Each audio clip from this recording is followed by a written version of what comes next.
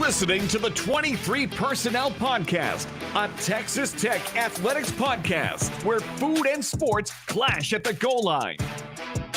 Here are your hosts, Spencer and Michael. All right, what is up, everybody? Welcome back to episode 23 Personnel Podcast. I'm your host, Spencer, joined by Michael. Michael, what's up, man? I tell you what, Texas Tech is up 10-6 against the Vaqueros. Not worried at all. Are you worried? We were talking about something which we'll touch on a little bit later about making the routine. We just had a line out double play because our runner on third got halfway down the line and got doubled off. I wish I understood what that meant. So bases loaded, no outs. Okay. Batter hits a line drive to second base. He catches it for the out, throws it back to the third base. Oh, and he's way off the bag. He was halfway down the line. What is this, amateur hour? The next play was a pop-up that would have scored him in a sacrifice fly. I swear there was a double play early on tonight where whoever fielded it, I think the bases were loaded. He could have thrown it to home and then to first. Is that a crazy idea? But, it's probably hard to throw to first because of the, from the catcher's angle. So maybe he made the right play. But if he'd have done that, he'd have saved a run.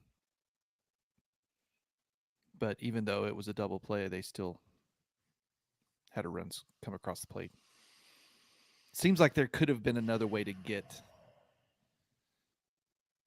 I don't know. It seems typically, to me the out that would score the run is the one you want to get first, even if you don't get a double play. Well, that philosophy comes down to the coach, right? Sure. Because sometimes like if it's this team, like we absolutely cannot surrender a run, or we're confident that we just want the outs now, and if we give up a run doing it, we'll get back to it, or we'll get our chance at it later. Also depends on how the ball was hit. Like if it's real slow and you got time, or you if the ball is hit slow and you only have time for one, I don't know. Kind of comes down to philosophy there, and whatever the play happens, I would have done it differently. Fire Gardner, fire Tadlock, fire Goot, fire what's the new first base coach? Whatever his name is. Joe. It doesn't matter. My point is, you don't know what they're told or taught to do, and what Tadlock says and what he says. Hey, if it's a real slow roller here and you've got one versus a team like RGV, and we're at home with a 3-run lead, just go ahead and get the easy outer first. Or right.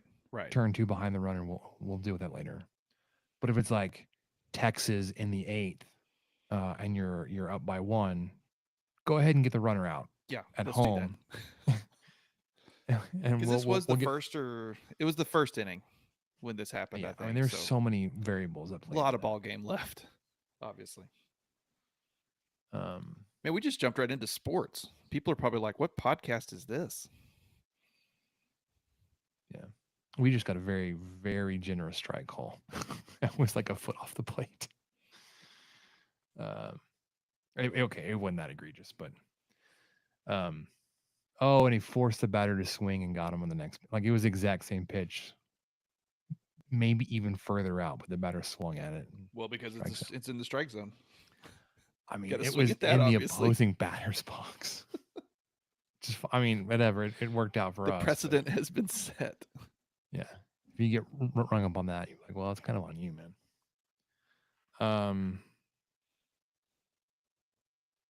So, yeah. Baseball. That's the way baseball go. You got swept this weekend by Kansas. Went from, in the span of, let's just say a week, went from, hey, you've got a scenario we could play into the hosting conversation to, if you don't figure something out, like you're gonna miss postseason play. Like that's how significant this past week has been. Because you play like absolute dog doo doo.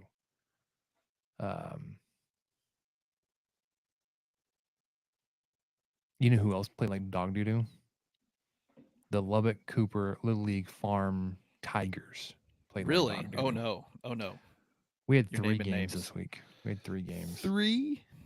Yeah, You had your own series. we did. Every team has a 3-game week, and this was our week. Played Tuesday, Whew. Thursday, Friday. I No, does think, everybody just call it Hell Week or what? yeah, basically. I think we gave up 60 runs. No, Did you quit count? comfortably we gave up 45, You quit. possibly You 50. quit counting at 45. Oh no, I did not stop counting. Got into it with an opposing coach across the fence. Of course you did. That was a bright moment for me. Well, that's just proof that 3 games is too many. This is game 2. You need some. Well, you still. That's still just a lot of games in a short amount of time. You need some cool. Which doesn't make any sense. I mean, again, like I was one of the board members in charge of the schedule, so like I like it's kind of on me. But like we've had at least 2 weeks where we had 1 game, but then we get a week where we have 3 games. Like we couldn't have broken this up over 2 weeks and had 2 weeks with 2 games. You got to look inside on that one. Gotta look at the man in the mirror. But maybe I'm not remembering because it's now been a couple months. That wouldn't have worked out for everybody. I don't know. Anyways, equitable play. Everybody has a 3-game week. This was ours. It was rough. Texas Tech had a rough week. Basketball, not so rough. You've picked up at least 1 commitment since we've last talked. You've had a couple of Texas Tech transfers announce their commitments in Pop Isaacs and Robert Jennings. Bob, you're dead to me. Transferring in conference. But best of luck to you. I timing wise couldn't have been any worse for me when I tweeted out like Pop Isaacs being like down to BYU was like that's not gonna go over so well, and like seconds later announces his commitment to Creighton. Yeah. Like, okay, that makes sense. I appreciated the timing of that. Oh my gosh, it couldn't have. It could have been worse. Like it could have been after he actually announced. I saw the tweet that was I didn't read the article to be fair, but it was talking about his connection to BYU and like how he was a finalist there. And I was like,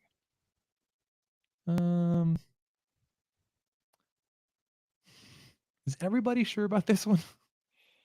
Have we all done our homework on this one? Popeyes is included.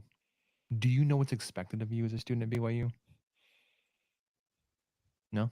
Yeah. Probably should have been in the conversation. Anywho, it goes to Creighton, so I guess good luck. Yeah, it's as not that I would lose too much sleep over transfers because it's just such a common thing now, but I liken it to Shannon going to Illinois. It's not as egregious as going to Kansas, for instance, or something where people just can't get over it. Just absolutely. Or Houston. Houston was everybody got over that pretty quickly. Well, because he was well, they weren't in the Big 12 then too. Yeah. So that was part of it, but yeah, some of the Houston moves, it's fine. TCU, yeah, okay, but yeah, for McCullough to go to Kansas, there's still Tech fans that just will never let that go in their lifetimes. So Well, Creighton, great move. Much. I'm happy just dead horse here. because I don't have to see the discourse of people keeping up with Pop Isaac's stats on Twitter on a random Tuesday night when Tech played Monday or doesn't have a game, just so they can make a point about something. Yeah. Oh, you had 7 turnovers tonight. Whoa, man. Oh, okay. Thanks. Tech lost by He 30. he went 1 for 15. Yeah. Oh, man. That's crazy. That's brutal. Okay. I guess it is. Tech missed 9 Um, straight shots to finish the second half and lost by 4. So, yeah. But hey, at least former player had a bad night. Always helpful. um, on a positive side for Pop, the civil case was dismissed, and it looked like it was requested by the filing party. Looked like whatever happened was either settled outside of court or there was just conversations had like this is not going to go your way if you pursue it further, or it's like, hey, some of those details about who provided the alcohol that may factor into how this is going to go. You know, yes. So So, yeah, without for getting whatever too in reason, depth, yeah, yeah, it got it dismissed. got dismissed. So he doesn't have that weighing on him. And I'm sure, I think that all came out around the same, if not the same day, very close. So I wonder if that kind of spurred the announcement. Maybe that was something that Creighton or any of the other schools he was looking for transfer may have wanted to wait upon, or just kind of hear where that was going to land. And so that could have been part of the deal. And I'm sure it was definitely part of the conversation. So wherever you fall on that, I will say, at least for Isaacs, this is good news for him, and he Sure. gets to move on in a couple of ways uh, as he makes that move to Nebraska. Right? Yeah, I think it's in Omaha. It is in Omaha. He's just gonna. Here's what he's doing. He's setting up Texas Tech baseball. He's gonna find a good place for him. They're still winning tonight. I did. We Yeah, also. they are. Mm-hmm. So you mentioned Texas Tech did pull Elijah Hawkins off the transfer portal. Minnesota point guard, 5'11", an actual point guard, Spencer, as you pointed out before we started recording, not a guard asked to play point, but an actual point guard, which is something that Texas Tech has not seen in many moons. I've got an article from on3.com. Bear with me. Mm-hmm. This website is kind of terrible, but the content's good. So he was also considering Kentucky. He's an elite passer. He averaged 7.5 assists per game, which ranked second in all of college basketball. He also averaged 9.5 points, 3.5 rebounds.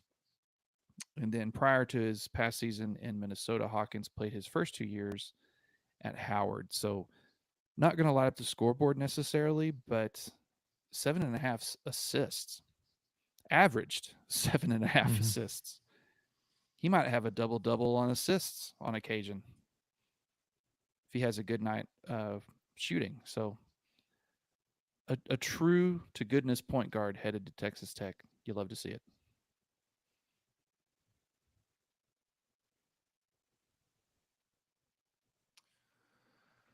Yeah, it's good. It's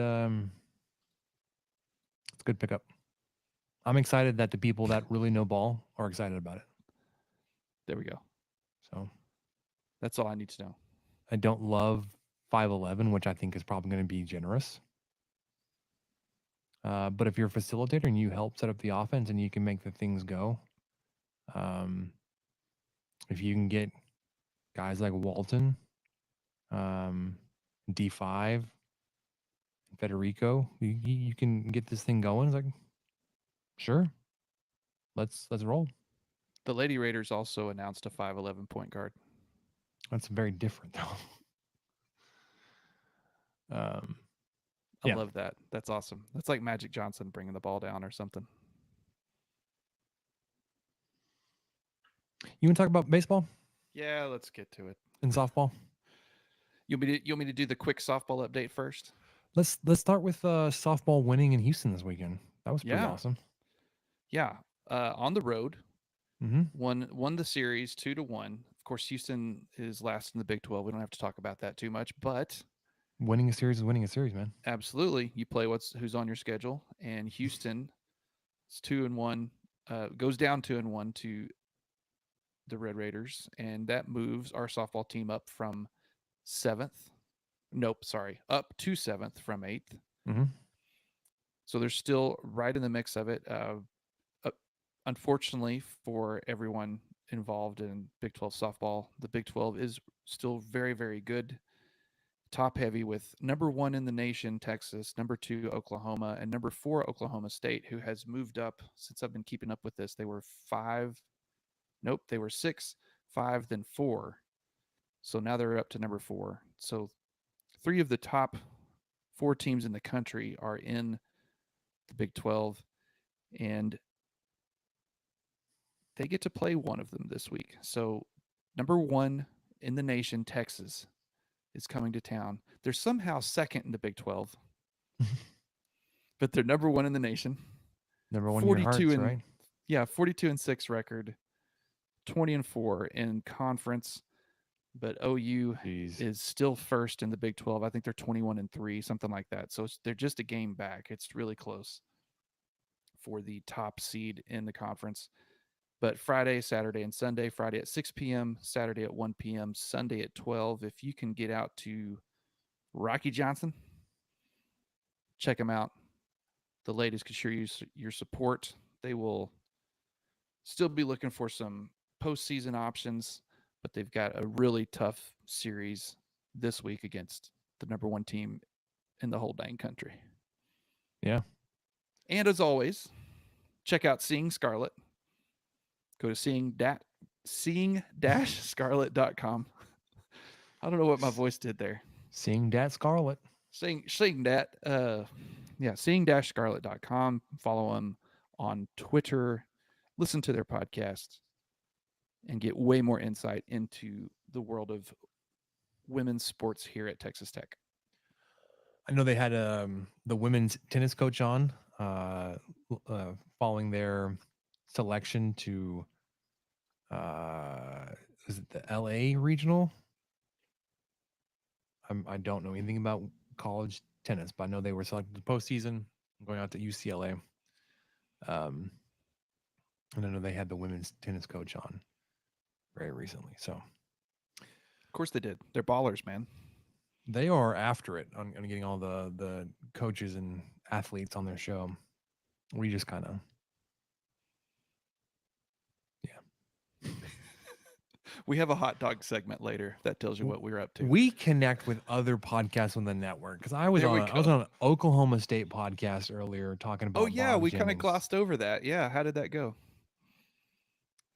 You know, speaking to the audience of Cowboys, I was like, like he played a much larger role down the stretch because he was filling in for injury and did so admirably.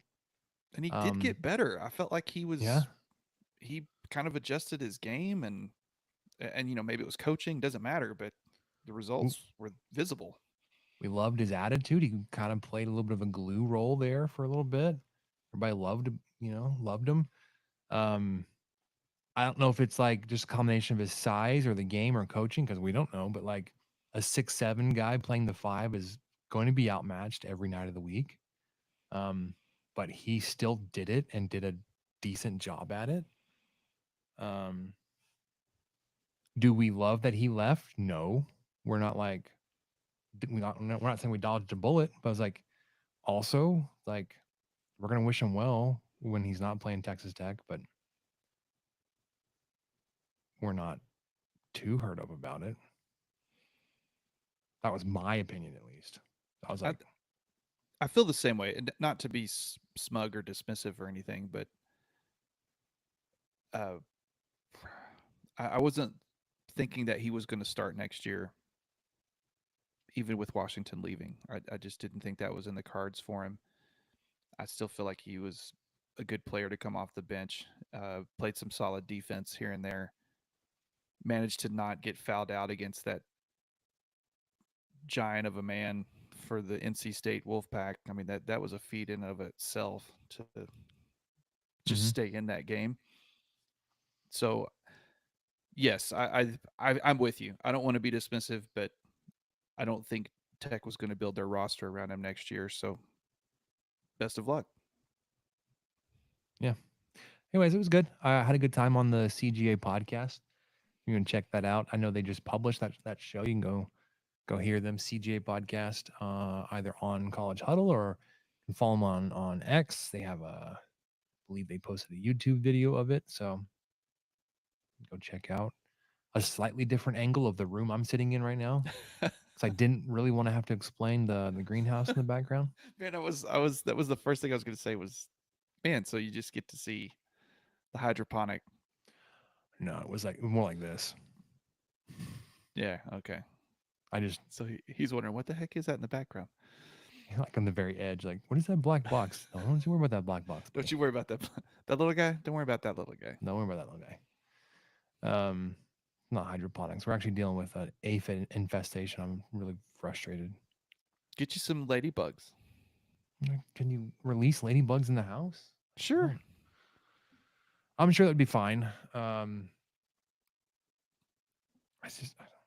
don't know. Back I in don't our buy cotton bugs. farming days, there were some farmers that did that, and I don't know how that worked or who they called, but they knew somebody who could Where to buy ladybugs? get a bunch of ladybugs, and they sicked them out into the cotton field because the aphids were eating all the leaves on the cotton, and took care of it. And it was pretty cool because I remember we farmed close to some of those fields, so we got the benefits too here and there. And you would drive the tractor, and there'd just be ladybugs like landing on the tractor and just kind of floating around. I don't need 1,500 of these bad boys. I just need You sure? a handful to take. It's a very small greenhouse. Like, there's a lot to eat in there. Because okay. Here's the thing. I know we're drifting here. Because we're avoiding talking about getting swept by Kansas. Shh. You can't apply a whole spectrum of pesticides on edible plants. So like So even while it's not flowering or there's no fruit in there right now, I can't treat aphids with pesticides. I've been using neem oil and Castile soap. Supposed to disrupt their reproductive systems or their eating habit. I don't know. It's supposed to eventually keep them from reproducing. But what I have is about 70 plants that are about to be dead because I can't kill these stupid things. I'm treating it every day like it says to. Get in there, spray it, knock the stupid bugs off because I can't fly. They have to crawl. It's not working. I'm so fed up with it. The good thing about a greenhouse, I can just start over. But if I can't figure out how to stop the stupid aphids, then just be right back with the next batch. Yeah. Nature finds a way. So there's greenhouse talk. All right, let's talk baseball. Let's just do it. Okay. All right. You go to Lawrence. We talked about Lawrence looked a lot like Texas Tech. I expected a closer series. You got swept. You look like dog doo-doo. You lost Friday night 3-4. So you're like, okay, that's not horrendous. You lost Saturday 11-2. That was horrendous. Wherein you amassed 4 total hits on Sunday or Saturday. 4 hits all day. 2 of them came in the second inning, which is where you scored your only 2 runs. So you had 2 hits in the second. You didn't get another hit until the 6th. And then you had a double in the 9th. 2 in the 6th. Sorry, 2 in the 2nd, 1 in the 6th, 1 in the 9th. Pathetic.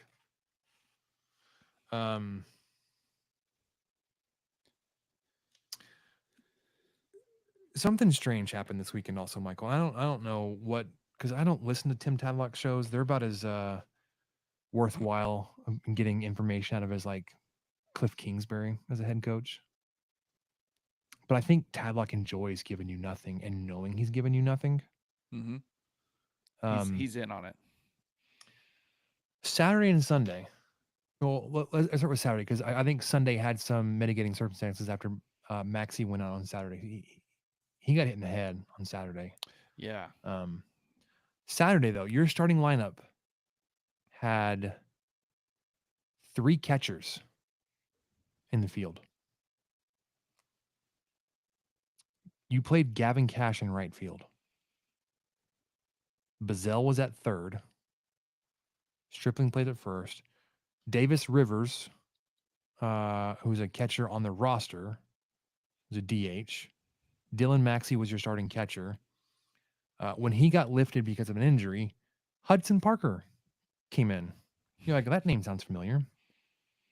Well, Michael, Hudson Parker's been a pitcher this year. 9 appearances, 3 starts. Took over behind the plate Saturday afternoon. Granted, because you'd already put all your other catchers in the lineup somewhere. So, like, you kind of had to. But he had played catcher before. Like, this was your, like, utility guy who had hit really well in his previous stop, but hadn't been able to hit yet. Kind of a Kurt Wilson type. He was only here pitching, and then got a shot at the plate. Granted, his one appearance at the plate was a strikeout. Not like Kurt Wilson that says, "Hey, when you let me hit," and then he goes out there and starts raking and blasting home runs. This was the Saturday game? This was Saturday. So this was like before Maxey got hurt. You had Rivers in at DH. Maxey was starting behind the plate, and Bazell at third. Stripling at first, and Gavin Cash playing right field. Like, it was a wild lineup before you had the Maxey injury. And then Sunday, Texas Tech allowed 11 unanswered runs. Well, let me see. Yes, because you scored 2 in the top of the first. Sorry. Yep. I can read, I promise. 2 in the top of the second. And then Kansas went 1 run, 3 runs, 5 runs in the 5th. Michael, you want to hear how they did the 5 runs in the 5th? So it starts off. Where do we start off? First 2 batters fly out to right, strike out looking. 2 outs, 2 batters. Single, hit by pitch, single, walk, single, fielder's choice, fielder's choice.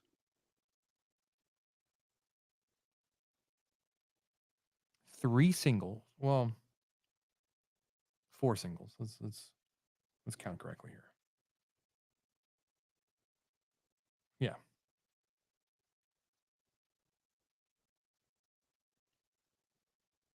4 singles. Hit by pitch and a walk.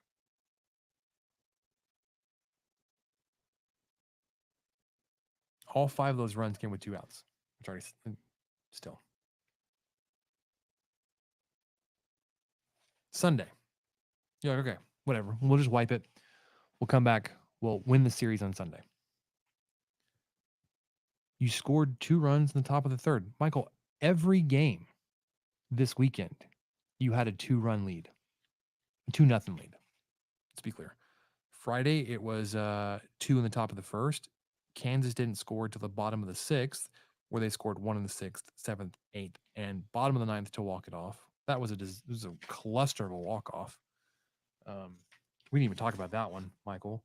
It was strikeout, walk, walk, walk, single, a bloop single that wouldn't have done any damage had you not walked the bases loaded. So that was fun. That was Friday night walk-off. Sunday, 2 runs in the top of the 3rd. Kansas, 1 in the 3rd, 5 in the 4th, 1 in the 5th. You want to hear how they did their 5 runs again? Sure. It's even more egregious. Let's see. Where does it start? Walk, walk, fly out 5-3. So you've got 2 guys on, 2 outs. But then walk, bases loaded. Walk, he walked in a run. Walk, he walked in another run. Double, scored 3 runs. Walk, then a strikeout. 5, 6 walks in the 4th inning alone. And that was after 2 outs as well. Well, 4 of them came after 2 No, I'm outs. sorry. The runs, 5 runs were after the 2 outs. Yes, because the 2 guys that walked, they were on base when the 2 outs were recorded. So they got on base, and then you got 2 outs, and then you walked in 3 more. You walked 3 batters, scored 2 runs, and then the 3-run double. Okay, so they scored. Disaster. Kansas scored 5 runs on 1 hit and still had 2 left on base when the inning ended. Yep.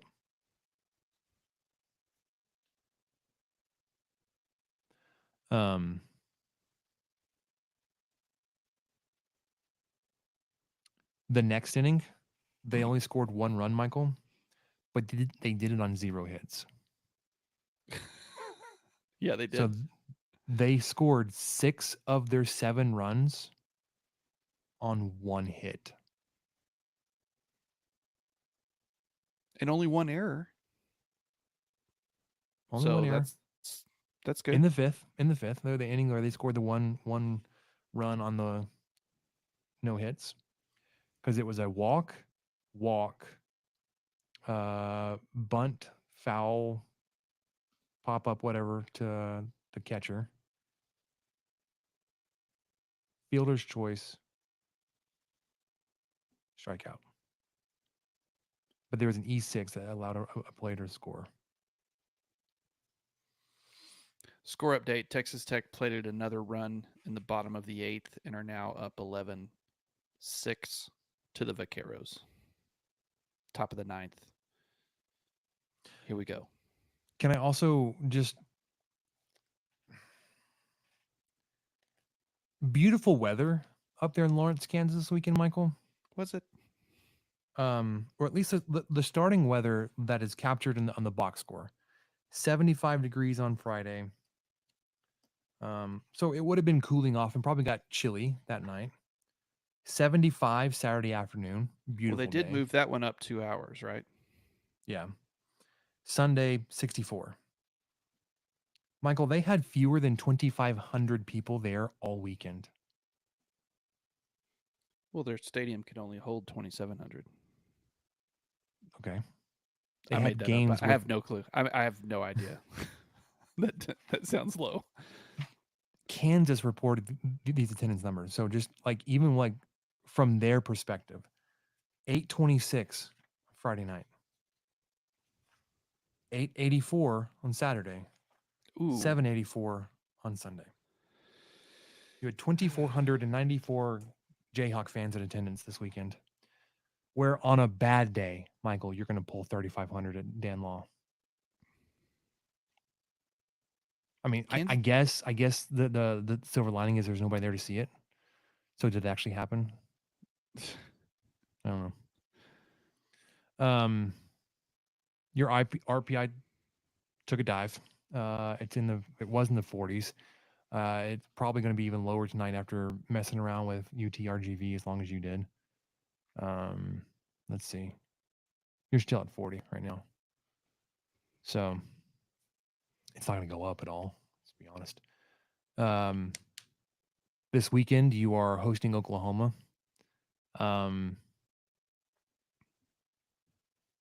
They are conference. Are they let's see. Where are they? Big 12 baseball. They're They first. were okay. That's what I thought. They were up there at first. They're They were still tied. first, even after this last series. Yeah. Yeah, they're 15 By and one 6. game. In Big 12 play, Oklahoma State is second, West Virginia third, Texas fourth, Kansas fifth, Cincinnati sixth, Texas Tech seventh. Oh, and until this weekend, Michael, nobody had one more Big 12 games as you did. Granted, you were ahead of the curve a little bit. You had played more than anybody else, but you had 12 wins. And you finished the weekend with 12 wins. And 1, 2, 3, 4, 5 teams have at least 12. 5 other teams have at least 12 wins, including Oklahoma, which has 15. They're 15-6. 15-6. Yeah, okay. We're going to get into the stats a little bit. I want people listening to help, because I'm going to ask Spencer to help me understand. Texas Tech has lost 12 Big 12 games this year. The number of this sentence is 12. So they're 12-12 in the Big 12. And Oklahoma has only lost 6.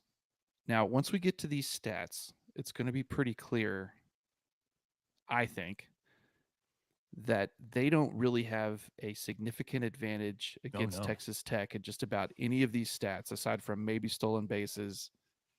And that is probably it. So my question to you, the listener, and to you, Spencer, is how has Oklahoma managed to lose half the Big 12 games that Texas Tech has? I don't know what Texas Tech is doing wrong, and I don't know what Oklahoma is doing right. Yeah, what we were talking about before we started, having not seen them play, I would assume that they're doing the routine right. They're getting timely hitting, guys on base, get them over, get them in.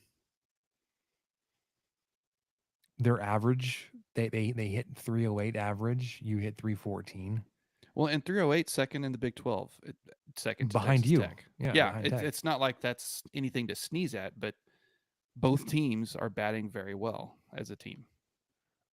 Texas Tech pitching ERA is 540. Oklahoma's ERA is 546. Offensively, your slugging is 530. Oklahoma's is 500 on base. Texas Tech's 421. Oklahoma's 410. You've hit 21 more home runs than they have. You've scored 67 more runs on the season. Granted, that's now like we're looking. Oh, good gravy! That dude just launched his bat. Over 40, almost 45 games, like 60 runs. Like, well, that's a run and a half per game. Well, and Tech had one game where they scored 30 something. So yeah, they strike out fewer times than you do. They've 300 strikeouts. Dude, that that baseball bat that just flew out of his hands landed in the outfield. That's how far that bat went. That reminds me of my first trip to a driving range. Did you let go of the club? Oh, absolutely, I did. Oh no! You're supposed to hold it loosely in your hands, but I did that very well. They've struck out three. Sorry. No, you're okay. 300 times. You've struck out 372. So maybe twice. You've struck out twice more per game than they have. But does that mean twice as many Big 12 wins? No. Stolen bases, they're 75 of 92 on the season. You're 44 of 49. So your percentage is way up there at 90%. And they're at 80%. But I don't know. Defensively, teams are batting 258 against Oklahoma pitchers. They're batting 280 against you. But ERA is almost identical. Walks are within 20 on the season. Home runs are within 7 of each other. Runs scored are 12 before tonight. Strikeouts are at 13. Exact same fielding percentage. They're technically worse than you are. Well, sorry, they're tied for you. We're tied with you. They're worse than ERA, excuse me. And yet they're first in the conference and are 15-6. and you're sitting here struggling in 500 Big 12 Now, play. now we say that we should give them a little bit of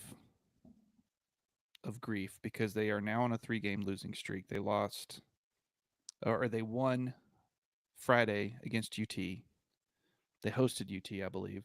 Yes. Saturday they did not play for weather. Sunday they played a doubleheader, lost both of them, including the second game, which was a really close one.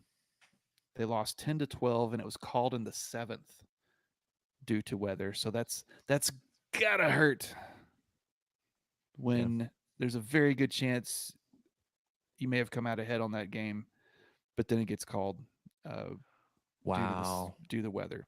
And then they lost tonight at Tulsa against Oral Roberts. So they're on a little 3-game skid right now heading into Lubbock. But maybe the what we're seeing is what's to come. Maybe they've just kind of lucked out this first, I don't know, 80% of the conference season. But man, you just look at these stats, and a lot of the folks who are really upset with Texas Tech's record right now, you look at the stats compared to the number 1 team in the conference, and you think, man, these two teams are very similar, and it's becoming even more frustrating that Texas Tech, which apparently has the same talent in a lot of areas, if not better, than OU, is so far behind in the conference race. Texas Tech wins tonight. Yeah, I was about to say, what happened? It sounded like they won on something kind of cool. I don't know if it's cool. It's kind of embarrassing for UTRGV. Strikeout and then a back pick at first. So they had runners on first and second, 1 out. Batter strikes out. Runner on first gets too far off. Bazell throws behind him, and Cash is just waiting to tag him as he just slides into the tag. The third out in the 9th inning is a back pick. Yikes. But you win that game 11-6. So we're winning baseball games. That's all that matters. Heck yeah. 30, that's your 30th win, 30-17. Yeah, and Tim Tadlock's 450th win at Texas Tech. So, it's not enough. Some people would have you believe that. I don't know.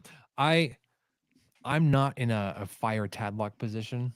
Gosh, no. Good. But good. I also saw somebody say that like Texas Tech could lose every game the rest of the way out this season and he wouldn't change his mind. I was like, that's equally as stupid at this point. if he were to lose out, absolutely could you question whether or not he's the coach in the future for Texas Tech. That'd be what, 7 games in a row? Is that what's left? Is that all that's left? Because that was prior to tonight's game. Because you've got 2 Big 12 series. Oh, you're right. You're right. So at least, and then you've got the non-conference in the desert. That Arizona one. That's a 3-game. Yeah. Kind of tourney thing. So at least 9 games plus tonight's would have been 10. Yeah. 10. If after getting swept in Kansas. Had you lost your last after 13, losing more than that, 14. Yeah, 14. You lost 14. Yeah.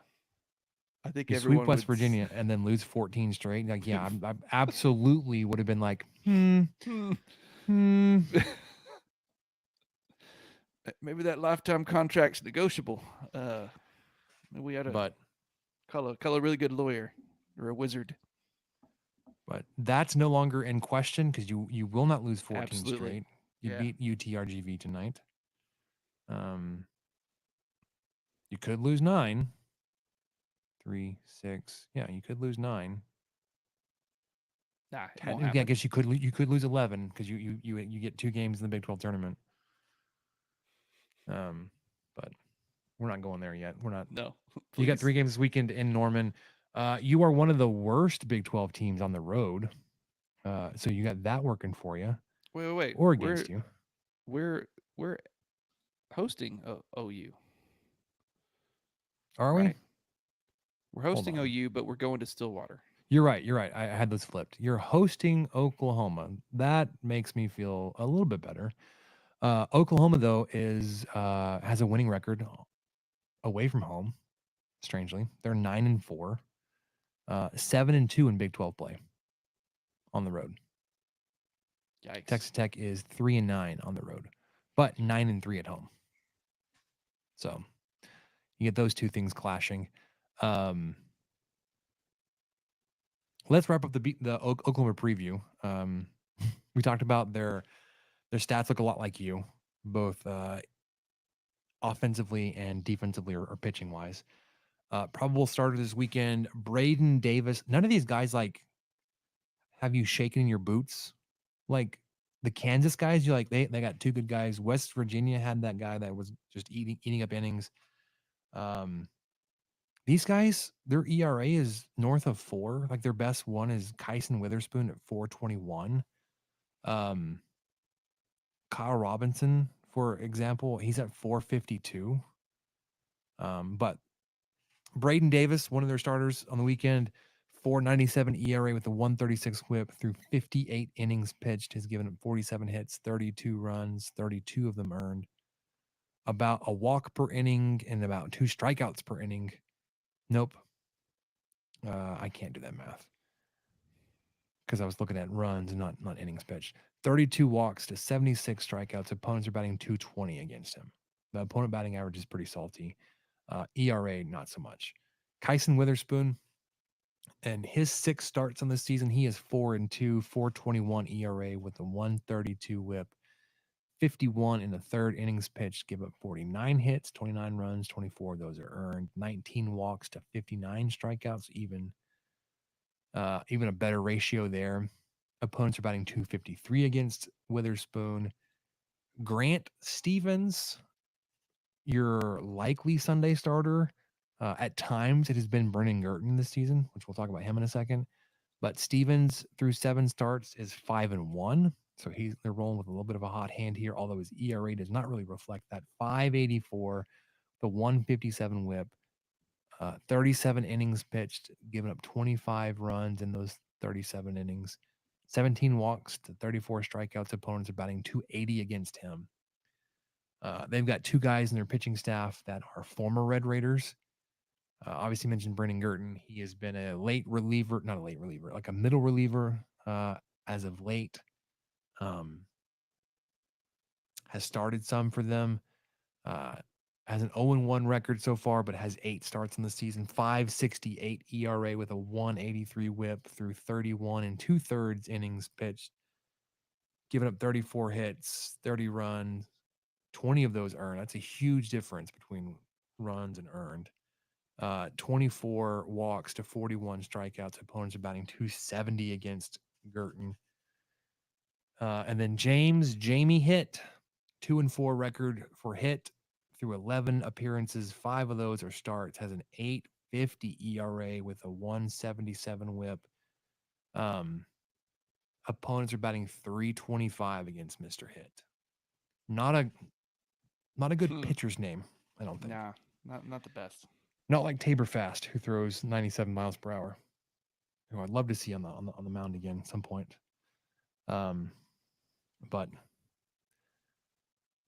I think both of those are Oklahoma guys, anyways, originally from Oklahoma. But you've got an Oklahoma guy on your roster just eating up opposing batters. Josh Sanders had a pretty good outing again tonight. But for Sanders this year, he's got 34 and 2/3 innings pitched, 25 hits, 10 runs, 8 earned, 8 walks to 36 strikeouts. Love that ratio. Opponents are batting 202 against him. Does have a 2.08 ERA. That's gone up. He's struggled more recently. That's why his ERA has gone up. His whip is still under 1. He's appeared in now 22 games, which is just wild. I only brought him up because he's also from Oklahoma. So what you need to do, you need to play well at home. Do what you continue to do at home. The weather outlook, not too good. Oh no. Rain in the forecast Saturday and Sunday. So that's fun. Any thoughts on the series this weekend, Michael? Tech needs to win it. That's my thought. They need to sweep it if they can, just to kind of claw out of just the bottom sweep half. everybody.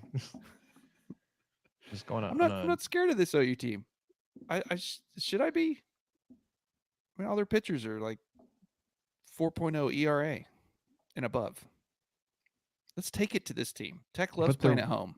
But they're winning games, man. That's what Well, they haven't come to Lubbock, Texas. not yet. They're gonna find a world of hurt here. Tell you. Get you some. But yeah, I don't really.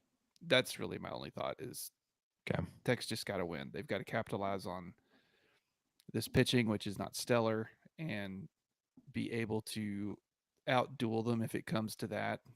Win 11-9, win 13-10, whatever. Win some ball games, please. Win the series. Just win. just win, baby. All right. That's all. We got a couple questions, and then we'll get to what we learn and wrap this thing up. What do you say? All right. Now, are these really the questions that I was called here to answer? Who's in the box? Oh, what's in the box? I'm Ron Burgundy. Damn it! Who typed a question mark on the teleprompter? You want answers? I think I'm entitled. You want answers? I want the truth! You can't handle the truth! All righty. Michael, hit me with your first question. Okay, so I saw this on the Twitter, and it was retweeted by Mr. Golick,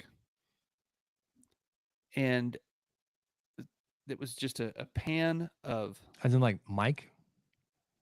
oh, I forget his name, the son.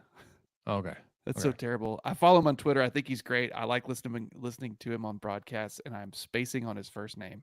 Very sorry about all that. He loves Reese's, which is, I mean, we just have so much in common. We have so much in common. So I enjoy following him, and I completely forgot his first name. That's terrible. Oh, well, it's got to be Mike because he's junior. Yeah, there you go. Mike. There you go. Michael. I got there. Mikey. Huh. Who knew that a guy named Michael could just space on a guy named Mike? So what we've got here is a tray full of delicious plain hot dogs. And the question is, what two things can you put on them? Or would you put on them? And no, you can only put two things on it. It's just they're good looking plain hot dogs. So like, you guys like two condiments? Yes. Or two toppings? No, it could. I don't think there's any two of anything. What would you, if you had your druthers and someone just brought you a tray of delicious looking plain hot dogs, what two things would you put on them? You don't have to put anything on them, I would imagine. You could just put 2 layers of air.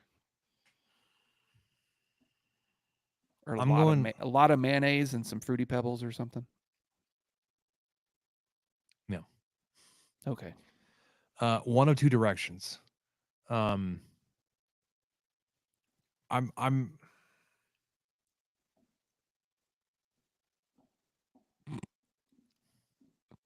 like I think it's okay to put ketchup on a hot dog.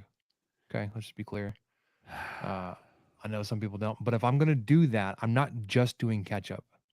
It's ketchup and mustard. Okay.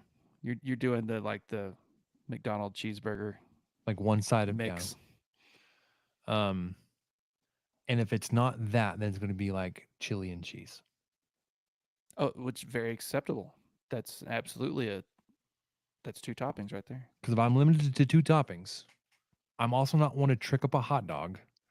And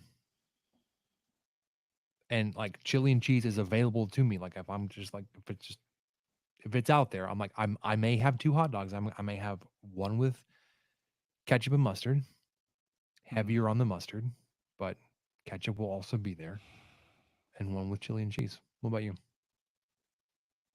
I don't know if I could eat a hot dog with ketchup on it. I don't think I could actually do it.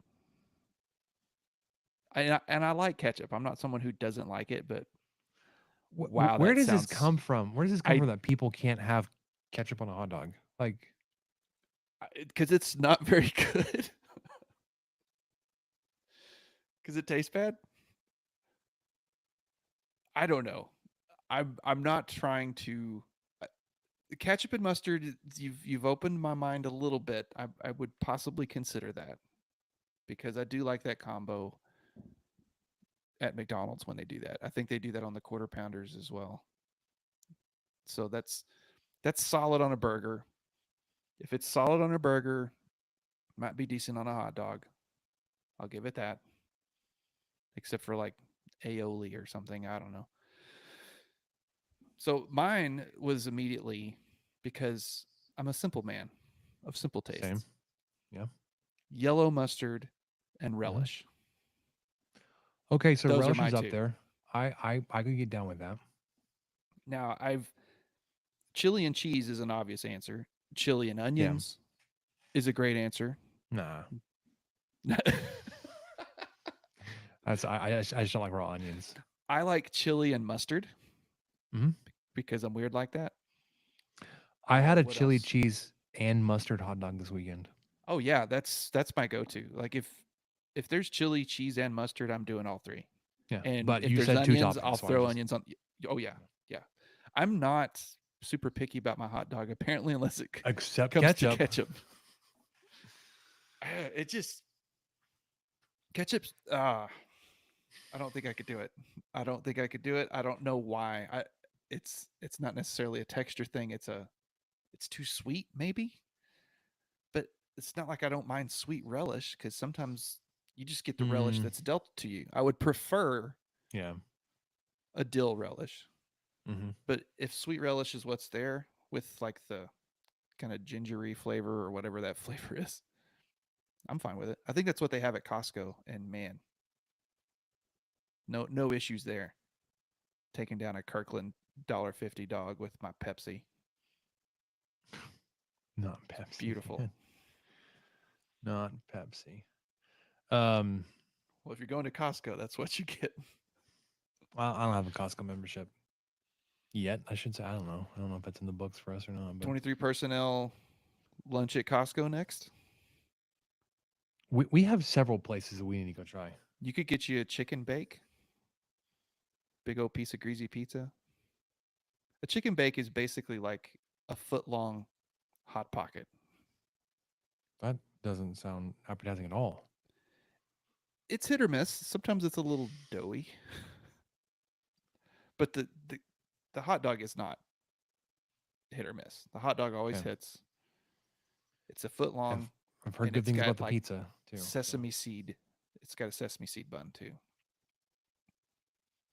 Okay. I'll treat you, man. I mean, I've got like $7 to spare for us to both have lunch.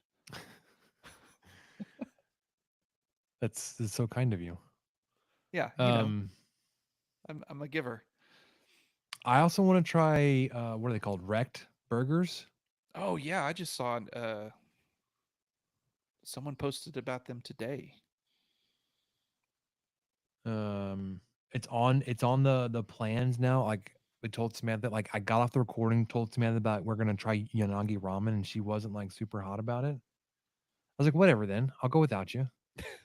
I'll have my birthday lunch for my work there. I was up at the office today for a little bit, and there were two of my coworkers. They had just come back from Hayashi, where they had a lunch there. I was like, have you guys heard of and been to Yanagi ramen? They're both like, yes, we love it. I was like, sweet, and we're going. Validated. For so sure. They're like, well, do you like ramen? I was like, yeah. I was like, well, they have other things there too, where they're like, I wasn't like, one of them isn't a fan of just the texture combination of ramen. I was like, I kind of get that. You know, the pork is kind of, or whatever meat's in it is. I could see that texture not being super desirable. But she's like, well, then they've got sushi and you can get like a bento box. Oh yeah, I've seen the menu. I do my research. Menu's incredible. They got it. So that's happening on or before my annual birthday. I went to Bonus Burger this week. Still is amazing.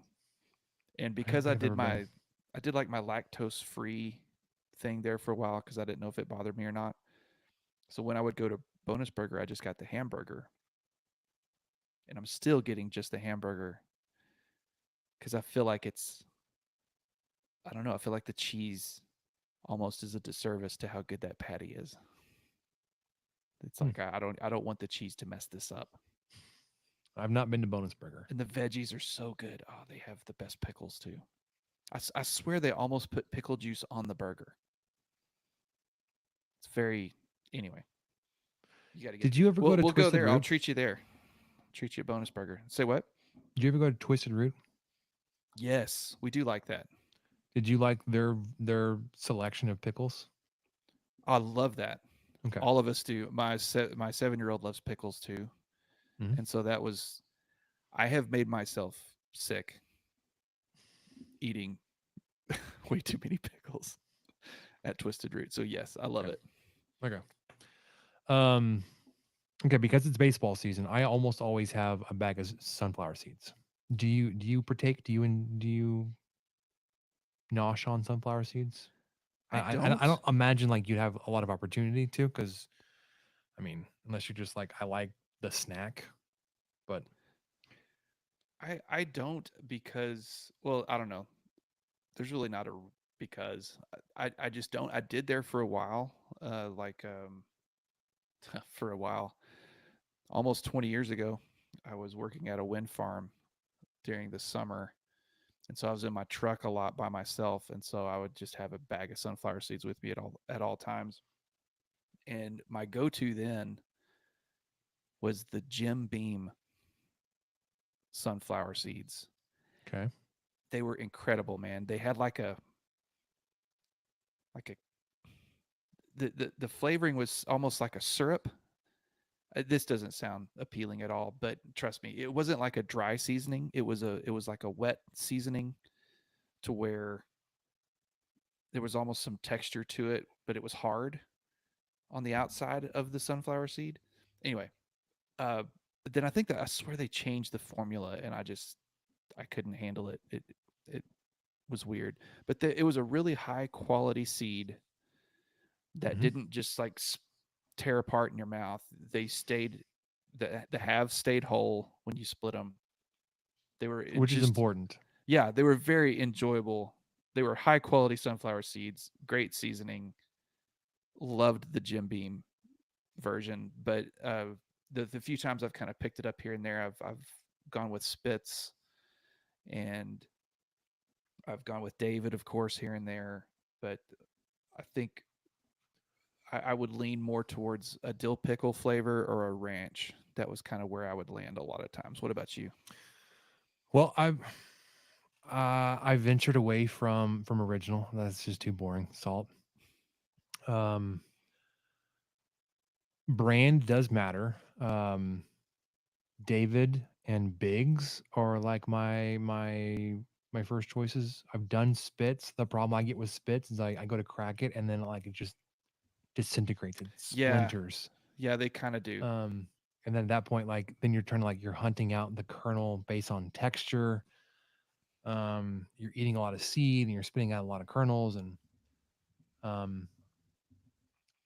chili lime is a pretty regular in the rotation. Takis type flavor. Oh man. Yeah. but I don't even think that was a thing when I was. no, it's relatively. I always say relatively. It's come up with the chili and lime fad or phase, whatever you want to call it. Ranch bacon is a one that will get in our rotation. If I'm getting a bag for everybody to split, and Samantha really likes the bacon, we'll get that one. Dill pickle and ranch are they're up there too, but I had this bag I got. It's not the first time I've gotten it. I'm a big fan of this sweet and spicy. Oh, it is so good. That does look. I mean, see, when they also have a quit, sweet and salty, which is like a PB&J almost. It's fantastic. When I quit, it was not. The options were not as plentiful. I found a Reddit thread of people lamenting that they can no longer find the Jim Beam sunflower seeds I was talking about. It's like 4 years old, and then people are still coming into it a year ago. Oh man, I just found this thread. I'm really disappointed too. Yeah. Those are great. They were awesome, and the flavor was good. But yeah, the seeds themselves were some of the best seeds I've ever had. Yeah, and that's the thing with like a brand like David, like you're you're gonna get big seeds, gonna crack where it's supposed to. Bigs are I've because of my lifestyle and what I the content I consume on TikTok, I get a lot of ads for Chinook, which I think is a newer brand that's trying to take off. I'm not trying any of them, but they have like this big sample pack of like 28 different flavors. Like, no, That's a lot. That's a lot to get through. it's like packed in like a 5-gallon bucket, and I think it's meant for you to get it for your team. Oh, But I ain't rolling with that. Hayden loves the sunflower seeds, does not understand the concept. So will either barely get them in his mouth and spit them out, or swallow them whole. Like, yeah. we're not going through this. It just like crunch up the whole thing. Are you fast at it? I was never fast at it, and I wasn't really good at spitting. I was not an efficient sunflower seed person, but I've seen people just like chomping on them and flying them out.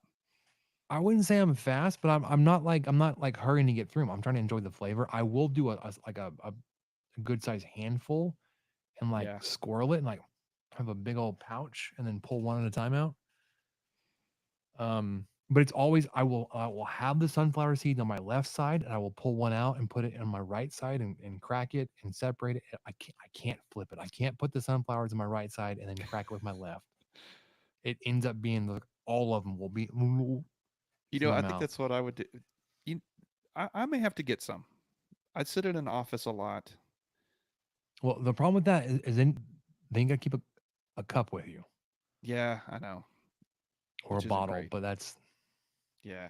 risky trying to get seeds into the bottle. I just get like if I'm indoors, I have like a red Solo type plastic cup that I'll spit into. Sure. Samantha will take one of those cups with us to the baseball games. Like, what are you doing? Just spit it on the ground. She's like, no, it's gross. She's like, you're stepping on like 18 other people's seeds. You're okay. It's gonna be fine. Once they dry, they'll blow away. You're fine. Biodegradable, right? Just tell her it's fine. Everyone thinks you have in a dip. Yeah. I mean, yeah. So, anyways, no free ads, but I'm a big fan of the sweet and spicy David right now. Okay. I may have to get back on the wagon. I think part of the reason I quit too was just because my mouth just would, all of that salt would just kind of shred my mouth. And so You can take it that easy. was part of it. But I like salt so much. I think Love one it. of those, if you were given the desert island choice of you could only have salty snacks or sweet snacks on the desert Salty. island. Oh, salty, absolutely. Yeah. I would just be I have a sweet living the tooth, but dream. salt. Yeah. Living the dream with Dots pretzels and whatever else I could They're come up so with. versatile. Just plain tortilla chips. My goodness. Yeah. Fantastic. All right. I want to make a connection here to what do we learn? Because I think sunflowers while mowing is also Ooh. because you're already outside. You can spit in your grass or spit it. If you're You're good mulching. in front of your mower. Yeah, just go ahead and It's mulch.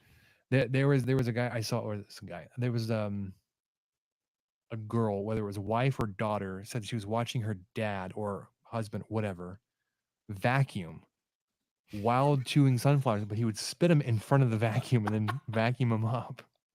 I was like, that's next level. I don't want to get all that kind of saliva and stuff on the carpet. But that's one way to do it. I haven't done that with the vacuum. I will do it while I'm mowing though.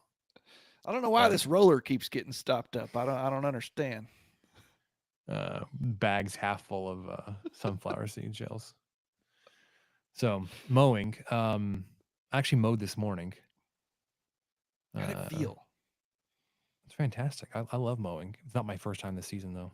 Oh, I waited about as long as I possibly could because we're about to be out of town. We're about to be out of town this weekend, so nobody robbed my house. But I finally did it on Sunday, which was a perfect day for it. It was a beautiful day on Sunday. We went to the Arboretum. Oh yeah.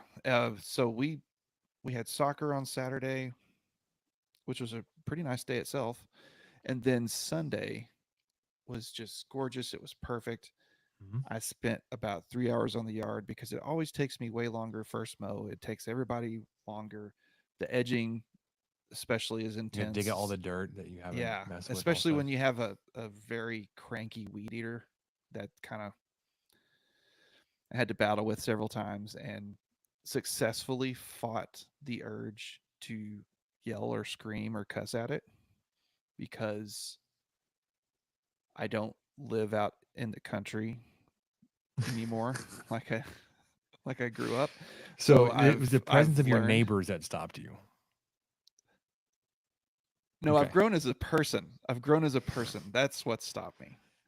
If I was on the moon and I couldn't get my Ryobi to start for the fifth time, even though I had been using it all afternoon, I would still just be cool, calm, and collected. Because sometimes ragweed lands up at careless weeds. They're all over the moon.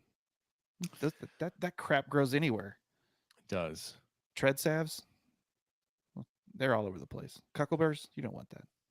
Okay. Question. You said your Yes, weed eater. Do you use your weed eater to edge? I have an edging attachment. Yes, so It's gas or electric? it's gas. My man. All right. All right. We're good. We're good. That's why it's so hard to start. That's why I'm I'm just waiting saying. for it to die I've got so that I can get an electric one. no. Yes, I've got a gas weed eater with an edger attachment too, but I bought Echo, so yeah, you did it right. I've got a Ryobi that has lasted me. Well, okay.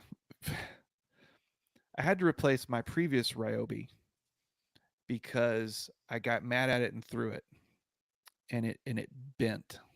no, that'll do it. And but that was at the old house. So I've had this one for at least 7 years or 8. But I went back with Ryobi because I had the attachments, and Mm. that's what's cool about it is you can just buy the motor. The motor with the shaft to power the attachments. So when I went back like an idiot to Home Depot to purchase a weed eater for the one that I destroyed, I just bought the motor piece, and then I came home and I still had the string trimmer piece and I had the edger piece. And so anyway, it's just always a constant battle every time I do that. But it felt so good. Felt good, so good to mow, man. My yard looks great. It's gonna look Mm. bad in a week or so, but that's fine. It's okay. Having just mowed for the first time and where we're at in the season, it probably won't look as bad as you think it will in a week. And oh, the other thing I was going to bring up, this may be the most enjoyable first mow I've ever had because it was the greenest first mow I've probably ever had. Usually there's everything is so dead and you just got to kind of start somewhere to get it going and just it's so dry and you're worried you're going to catch your yard and your whole neighborhood on fire just so so that you I'm can mow like the 7 dandelions that are driving you nuts. And so this time it was wonderful. The grass was actually green. The dirt wasn't flying everywhere. I didn't, have to call in sick for work the next day because of my allergies. It was beautiful. Best first mow ever. I'm assuming you don't scalp. No. No, not typically because I already mow as low as my mower can go, except for the front wheels could go one more notch. But when I do that, it's uneven.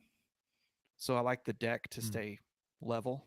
So because if you're mowing with an uneven deck, then you're going to get all sorts of crap in the lawn. So anyway, it's basically already as low as it will go. So now I can't really. That's that's it. I can't do no lower. That's all I got. I mean, you could pay somebody to do it, but I guess. no, it's fine. I was just curious because like I scalped this year. It's my first time, my first full season having Bermuda. So I scalped It's been a while now. I was hoping it was going to kind of kickstart everything. My grass was the greenest on the street for a while, Hell yeah, it was. but it wasn't growing. It's like it greened up. We also had a weird spring where like it was mild winter, so they came out of dormancy earlier than I expected it to. But because of the weird back and forth we had so long over the spring, like it was a real slow awakening, if you will. But I mowed it again. It was late last week. I got the rotary mower out, set as low as it'll go. 'Cause I'm gonna try to keep it that low all year.